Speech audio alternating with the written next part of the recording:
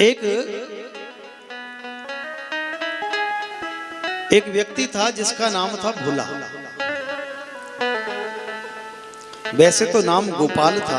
हमारे गोपाल जी बैठे, ये भी बड़े भोले वाले। अब भैया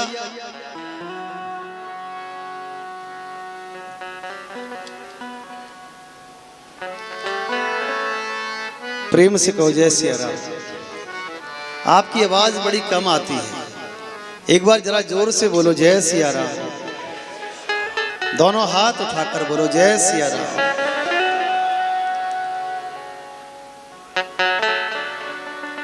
तो उसे भोजन करने का बड़ा शौक था महाराज।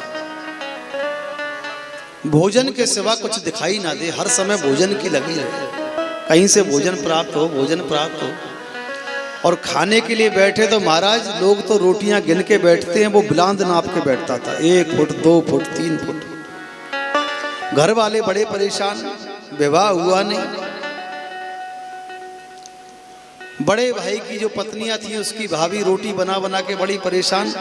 बड़े भाई जब घर पे आवे तो रोज कलह हो, कैसा देवर है, कैसा भाई है तुम्हारा, सुबह से शाम तक भोजन ही भोजन मांगता रहता है, काम धाम कुछ करता नहीं। भाइयों ने कहा भाई कोई काम क्यों नहीं करता है। कहने लगा देखो काम वाम हमारे बस की है नहीं, अगर भोजन देना हो तो दो और नहीं देना हो तो बता दो।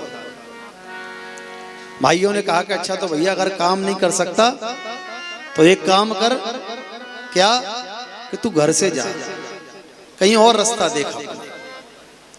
घर से निकाल दिया महाराज।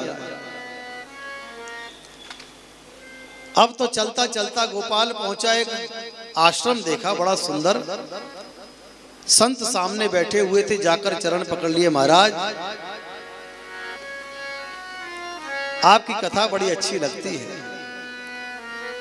मेरा ऐसा भाव है कि मैं आपके आश्रम में रहना चाहता हूं। गुरुजी ने कहा रह ले भैया, आश्रम में इतने शिष्य रह रहे हैं, तू भी रह ले। पूछने लगा करना क्या पड़ेगा। गुरुजी ने कहा कुछ नहीं करना है, करना क्या, भगवान का भजन करो, दोनों समय भोजन मिलेगा, आनंद लो। अब तो सोचने लगा इससे बढ़िया काम क्या होगा, करना तो कुछ है ही नहीं, दोनों टाइम भोजन करने, फटकार के सोना। महाराज रह गया गुरुजी के स्थान पर। ठीक है महाराज, अब तो काम कुछ करना नहीं पड़े, चकाचक भोजन मिले, मनी मन बड़ा प्रसन्न। घर में रहते थे, रोज कलह होती थी, रोज कलह होता था, कुछ करता नहीं। यहाँ तो कुछ करना ही नहीं पड़ रहा, सब किया कराया मिल जाता है, दोनों समय भोजन मिल जाता है। अब तो महाराज जब कई दिन उसको रहते रहते हो गए तो एक दिन उसने देखा रसोई में झांक कर, तो क्या देखता है कि सारे पतीले उल्टे पड़े हैं, कढ़ाई उल्टी पड़ी है, रसोई का जो चूल्हा था वो बुझा हुआ पड़ा है। मन में सोचने लगा आज क्या चक्कर है। गुरुजी से पूछने लगा गुरुजी आज भोजन नहीं बनेगा क्या। गुरुजी ने कही भैया आज एकादशी है, आज भोजन नहीं बनेगा। कहने लगा गुरुदेव एकादशी, बोले हाँ लाला आज तो एकादशी है। अब तो गोपाल भगत कहे महाराज वो बात तो ठीक है, एकादशी का व्रत है, लेकिन हमें तो आदत नहीं है व्रत रखने की। अगर आज एकादशी का व्रत रखेंगे तो द्वादशी नहीं देख पाएंगे, कुछ तो व्यवस्था करो। गुरुदेव ने कहा देखो तुमने दीक्षा ली है, वैष्णव हो, गले में कंठी धारण करते हो, एकादशी का व्रत रखना चाहिए। नहीं गुरुदेव वो तो बात ठीक है, व्रत रखना चाहिए, लेकिन कुछ और युक्ति हो तो बताओ। गुरुदेव ने कहा देखो वैसे तो व्रत रखना चाहिए, लेकिन अगर नहीं निभा सकते तो एक काम करो, हम सीधा सामान देते हैं, आटा दे देते हैं, घी मसाले दे देते हैं, सब्जी दे देते हैं, नदी किनारे चले जाओ, आराम से चकाचक बनाना। अब उसने तो जीवन में कभी भोजन नहीं बनाए महाराज। सोचने लगा मरता क्या नहीं करता, भूखे रहने से तो बढ़िया अपने आप ही बना लेंगे, जैसा उल्टा सीधा बनेगा। सामान लेके चल दिया महाराज। गुरुजी ने कहा देखो सामान तो ले जा रहा है, लेकिन एक बात याद रखना कि जब भोजन बन जाए तो भगवान का भोग लगा के ही भोजन खाना, भोग लगाए बिना ग्रहण मत करना। जी गुरु जी। अब तो महाराज सारी व्यवस्था तैयार करी और व्यवस्था तैयार करके नदी किनारे पहुंचा। कभी जीवन में उसने भोजन बनाया नहीं, जैसा उस पे बन सकता था उल्टी सीधी आड़ी टेढ़ी रोटियां बनाई महाराज, जैसे तैसे सब्जी बनाई और भोजन बन के जब तैयार हो गया तो गुरुदेव की बात याद आई कि बिना भोग लगाए ग्रहण मत करना। अब तो प्रभु से पुकार करने लगा, राजा राम आइए, राजा राम आइए, मेरे भोजन का भोग लगाइए। राजा राम आइए, राजा राम आइए, मेरे भोजन का भोग लगाइए। राजा राम आइए, राजा राम आइए, मेरे भोजन का भोग लगाइए।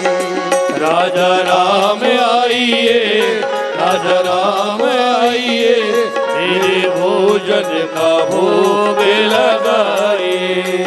मेरे भोजन का भोग लगाइए, मेरे भोजन का भोग लगाइए। हाँ मेरे भोजन का भोग लगाइए, मेरे भोजन का भोग लगाइए।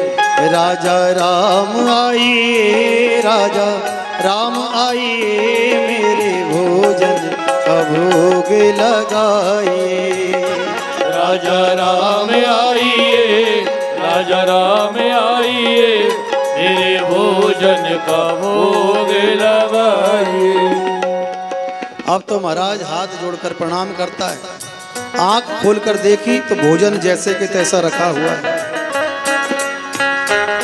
जब देखा भोजन जैसे कि तैसा रखा हुआ है, मन में विचार करने लगा, भगवान तो 56 भोग खाने वाले हैं, हमने उल्टा सीधा भोजन बनाया, हो सकता है इसको देखकर ना आ रहे हो खाने के लिए। गुरुदेव ने तो ऐसे ही भाव से कह दिया था भगवान का भोग लगाना, उसे लगा कि वास्तविकता में प्रभु आते होंगे, भोग लगाते होंगे। जब प्रभु नहीं आए तो कहने लगा, सुनो प्रभु, आज मनी अर्घाना आरती यही यहाँ मेहमानी। आज मनी अर्घान आरती आज यही मेहमानी। आज मनी अर्घाना आरती यही यहाँ मेहमानी। आज मनी अर्घान आरती आज यही मेहमानी। सूखी रोटी पाओ प्रेम से, सूखी रोटी पाओ प्रेम से, पियो नदी का पानी। सूखी रोटी पाओ प्रेम से, पियो नदी का पानी। राजा राम आइए, राजा राम आइए, मेरे भोजन का भोग लगाइए। राजा राम आइए, राजा राम आइए, मेरे भोजन का भोग लगाइए। थोड़ी देर बाद हाथ जोड़कर फिर आंख खोलकर देखा, आए कि नहीं आए। देखा भोजन जैसे कि तैसा रखा हुआ है, अभी तक नहीं आए। अब तो गोपाल भगत सोचने लगा कि प्रभु ज्यादा नखरे मत करो, गुरुजी के आश्रम पर भी आज कुछ मिलने वाला नहीं, जब हमें ही नहीं मिला तुम्हें क्या मिलेगा। वहां तो चूल्हे बंद पड़े, अगर खाना हो तो यही खा लो और नहीं तो भूखे रहना पड़ेगा। भूल करोगे यदि तज दोगे भोजन रूखा सूखा। भूल करोगे यदि तज दोगे भोजन रूखा सूखा। भूल करोगे यदि तज दोगे भोजन रूखा सूखा। भूल करोगे यदि तज दोगे भोजन रूखा सूखा। एकादशी आज मंदिर में बैठे रहोगे भूखा। एकादशी आज मंदिर में बैठे रहोगे भूखा। राजा राम आइए, राजा राम आइए, मेरे भोजन का भोग लगाए। ओ राजा राम आइए, राजा राम आइए, मेरे भोजन का भोग लगाइए। प्रभु भक्त वत्सल उसकी सरलता पर प्रसन्न हो गए, भोजन पर प्रसन्न नहीं हुए, उसकी सरलता पर प्रसन्न हो गए। और जैसे ही भगत ने आंख खोलकर देखी, क्या देखता है कि सामने से प्रभु श्री राम आ रहे हैं जानकी जी के सहित। जानकी जी के सहित जब प्रभु श्री राम आए, आओ प्रभु बड़ी कृपा करी। लेकिन प्रभु ये कौन है? राम जी ने कहा ये जनक नंदिनी सीता जी हैं। मन में सोचने लगा, गुरुदेव ने सामान तो उतना ही दिया था कि 2 लोगों का भोजन बन जाए, एक ठाकुर जी पा लेते, बचा हुआ हम पा लेते। हमने प्रभु को बुलाया था, सीता जी को थोड़ा ही बुलाया था। अच्छा प्रभु चलो ठीक है, आ गए हो तो कोई बात नहीं, बैठो, थोड़ा कम प्रसाद मिल जाएगा हमें, यही तो होगा और क्या होगा। भोजन परोस दिया। प्रभु बड़े प्रेम से भोग लगा रहे हैं, मंद मंद मुस्कुरा रहे हैं। अब तो प्रभु ने जब भोजन कर लिया, भोजन करने के बाद प्रभु कहने लगे, अच्छा भैया हम चलें? जी प्रभु बड़ी कृपा करें। अब तो महाराज जो कुछ बचा उसको भोग को खाकर वापस आया। अब महाराज फिर दोबारा जब एकादशी आई, उसने गुरुदेव को बताया भी नहीं कि प्रभु आए थे, क्योंकि सरल भाव था। उसे लगा कि जैसे गुरुदेव के पास आते हैं ऐसे मेरे पास आए होंगे, बताना क्या है इसमें। अगली बार जब एकादशी आई तो गुरुदेव ने कहा कि भैया सामान ले जा। कहने लगा, गुरुदेव सामान थोड़ा ज्यादा चाहिए। बोले क्यों? बोले वहां एक नहीं 2-2 भगवान आते हैं। गुरुदेव ने कहा 2-2 भगवान आते हैं? जी गुरुदेव। गुरुदेव सोचने लगे भूखा रह जाता होगा इसलिए कह रहा होगा, भाई थोड़ा सामान बढ़ा कर दे दो, आटा बढ़ा कर दे दो, सब्जी बढ़ा कर दे दो, घी तेल मसाले बढ़ा कर दे दो थोड़ा थोड़ा। अब महाराज लेकर सामान चला आया। दिमाग में तो पहले से ये बात थी ना कि 3 लोगों का भोजन बनाना है, जल्दी जल्दी बना लिया। भोजन बना के तैयार किया और प्रभु से विनती करने लगा, ओ राजा राम आइए, सीता राम आइए, राजा राम आइए, सीता राम आइए, मेरे भोजन का भोग लगाइए, मेरे भोजन का भोग लगाइए। और जैसे ही प्रभु से प्रार्थना करने लगा तो सामने से क्या देखता है कि राम जी आ रहे हैं सीता जी के साथ, और साथ में लखनलाल जी भी चले आ रहे हैं। जय हो। प्रभु प्रणाम, आओ आओ विराज। प्रभु पिछली बार 2 आए थे, इस बार 3 आए हैं। प्रभु ने कहा ये हमारे छोटे भाई लखनलाल जी हैं। प्रभु सगे भाई हैं कि आस पड़ोसी? राघवेंद्र सरकार के लेने गए, ना ना ना सगे भाई हैं, लखनलाल जी हैं। अच्छा अच्छा, प्रभु पहले बता देते तो मैं व्यवस्था करके रखता। चलो कोई बात नहीं, जब आप आ ही गए हो। अब मन ही मन सोचने लगा, गुरुदेव ने भोजन दिया बनाने के लिए, गुरुदेव ने तो ये आज्ञा दी थी कि भगवान का भोग लगाना है। राघवेंद्र सरकार से कहने लगा, प्रभु एक बात कहूं क्या? गुरुदेव ने आज्ञा दी थी कि प्रभु प्रकट हो जाएं तो प्रभु का भोग लगाना है। ये थोड़ी नहीं कहा था कि प्रभु के पूरे खानदान का ठेका लेके रखना है।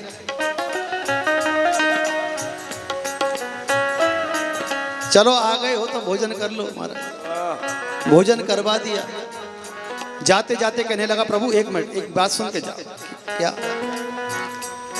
प्रभु अगली बार कितने आओगे ये पहले बता दो।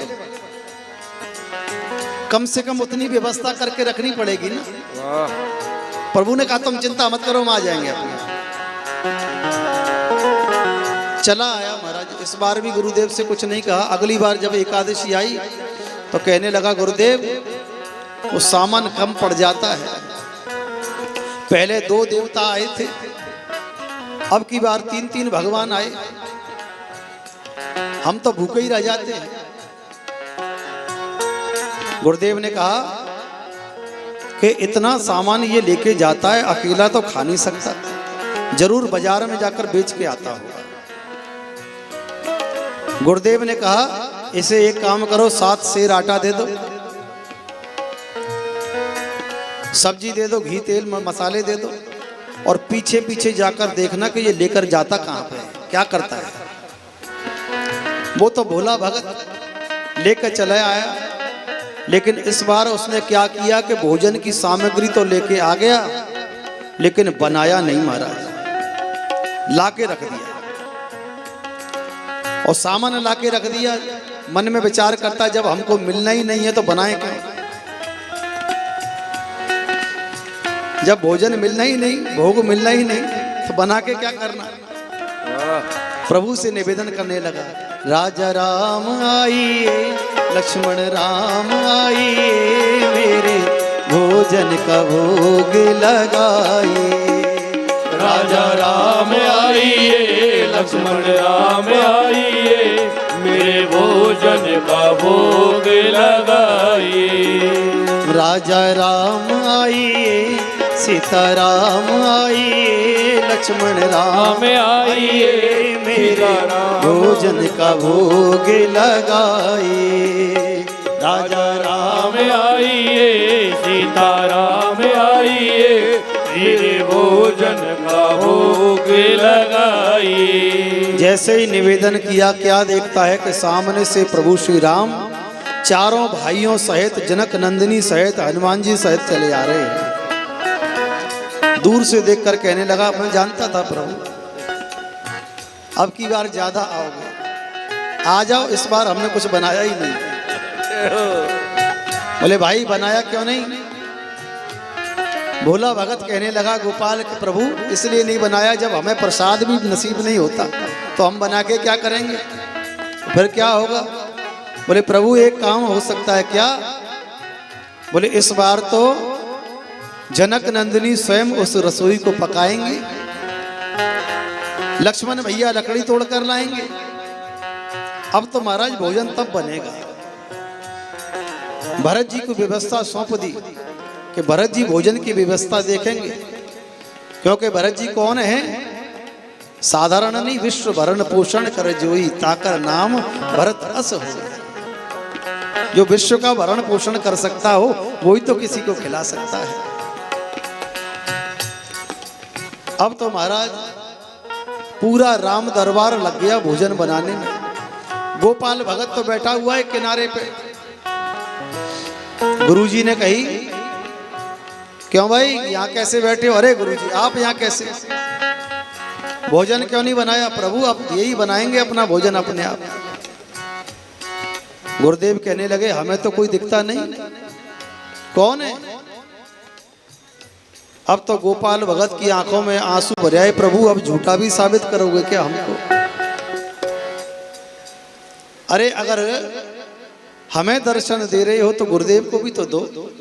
भगवान कहने लगे, तुम्हारे गुरुदेव को दर्शन नहीं हो सकते। क्यों, क्योंकि तुम्हारे गुरुदेव तुम्हारी तरह सहज सरल नहीं है। गोपाल भगत ने कहा कि गुरुदेव राघवेंद्र सरकार कह रहे हैं कि आपकी भक्ति तो बड़ी उत्तम है, आप भक्त तो बहुत बड़े हैं, लेकिन सरल नहीं है, सहज नहीं है। गुरुदेव के तो नेत्रों में अश्रु भर आए। कहने लगे, राघवेंद्र सरकार पूरा जीवन आपकी सेवा में व्यतीत हो गया, लेकिन मैंने सब कुछ प्राप्त किया, लेकिन सच कहा मैं सरल नहीं बन पाया।